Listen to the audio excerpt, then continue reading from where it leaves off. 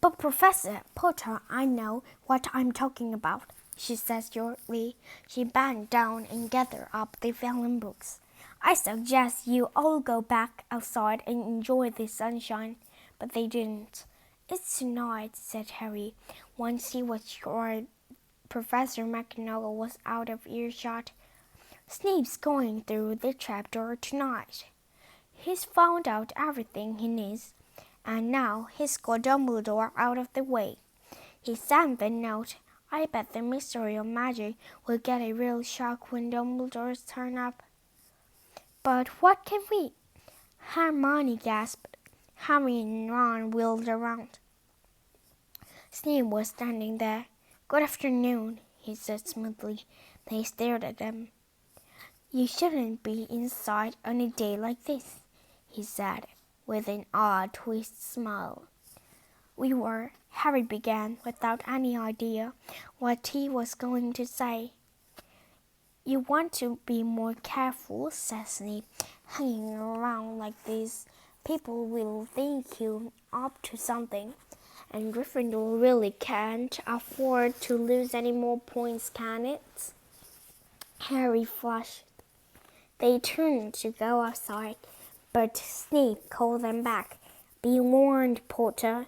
Any more nighttime wandering, and I will personally make sure you are expelled.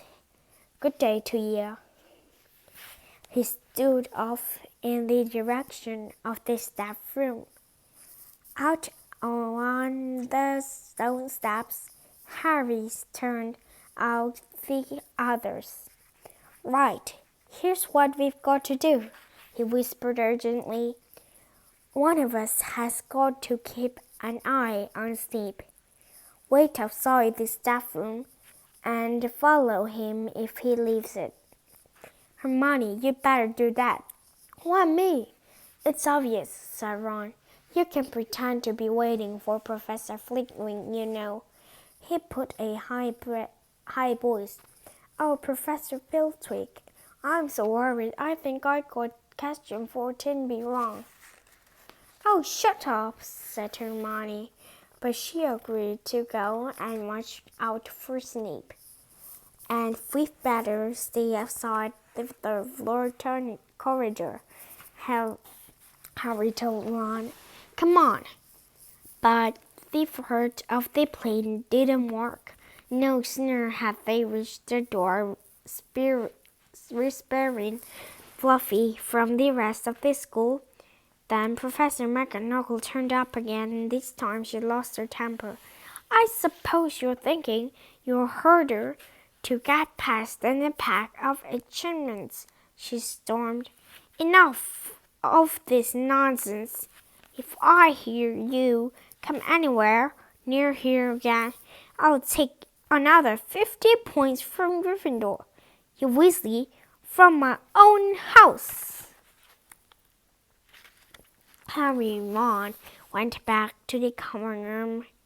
Harry had just said, at least Hermione's on Snape's tail, when the portrait of their fat lady swung open and Hermione came in.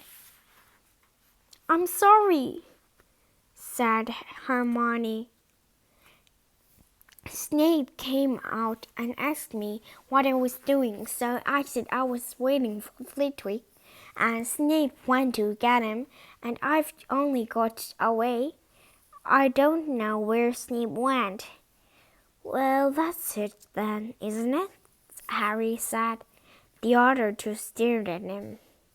He was pale and his eyes were glittering. I'm going out for here tonight, and I'm going to try and get the stone first. You mad, said Ron. You can't, said Hermione. After what Miss McGonagall and Snape had said, you'll be expelled. So what? Harry shouted. Don't you understand? If Snape gets hold of the stone, Voldemort's coming back. Haven't you heard what it was like when he was trying to take over? There won't be any Hogwarts to get expelled from. He'll flatten it. I'll turn it into a school of the dark arts. Losing points doesn't matter anymore. Can't you see? Do you think he'll leave you and our family alone in Gryffindor when the House Cup? If I get caught before I can get to the stone, well, I'll have to go back to the Dursleys and wait for Voldemort to find me there. It's only dying a bit later than I would tap, because I'm never going over the dark side. I'm going through the tap door tonight, and nothing you two say is going to stop me. Voldemort's killed my parents, remember? He glared at him. You're right, Harry, said Hermione in a small voice. I'll use the invisibility cloak, said Harry. It's just lucky I got it back. But will it cover all three of us? Said Ron. All three of us? Oh, come off it. You don't think we'd let you go alone? Of course not, Hermione briskly. How do you think you'd get to the Sorcerer's Stone without us? I'd better go and look through the books. There might be something useful, but if we get caught, you two will be expelled too. Now, if I can't help it, said Hermione grimly, Flitwick told me in secret that I got 112% in our exam. They're not throwing me out after that. After dinner, the three of them sat nervously apart in the common room. Nobody bothered them. None of the Gryffindors had anything to say to Harry anymore. After all, this was the first night he hadn't been upset by it. Hermione was skimming through all her notes, hoping to come across one of the enchantments they were about to try to break. Harry and Ron didn't talk much. Both of them were still thinking about what they were about to do. Slowly, the room emptied as people drifted off to bed. Better get our clocks, Ron muttered, as Lee Jordan finally left. Stretching and yawning, Harry ran upstairs to their dark dormitory. He pulled out the cloaks, and then his eyes fell on the flute Hagrid had given him for Christmas. He pocketed it to use on Fluffy. He didn't feel much like singing. He ran back down to the common room. We'd better put the cloak on you and make sure it covers three of us. If Filch spots one of our feet wandering along in this on. What are you doing? Said a voice from the corner of the room. Neville appeared from behind the armchair, clutching Trevor the Toad, who looked as though he'd been making another bid for freedom. Nothing, Neville, nothing, said Harry hurriedly, putting the cloak behind his back. Neville stared at their guilty faces. You're going out again, he said. No, said Hermione. No, we're not. Why don't you go to bed, Neville? Harry looked at the grandfather's clock by the floor. They couldn't afford to waste any more time. They might even now be playing Fluffy to sleep. You can't go out, said Neville. You'll be caught again. Gryffindor will be in even more problem. You don't understand, said Harry. This is important. But Neville was clearly steeling himself to do something desperate. I won't let you do it, he said, hurrying to stand in from the Vorito. I'll fight you, Neville. Ron exploded. Get away from the toll and don't be an idiot. Don't call me an idiot, said Neville. I don't think you should be breaking any more rules, and you were the one who told me to stand up to people. Yes, but not us, said Ron in expressions. Neville, you don't know what you're doing.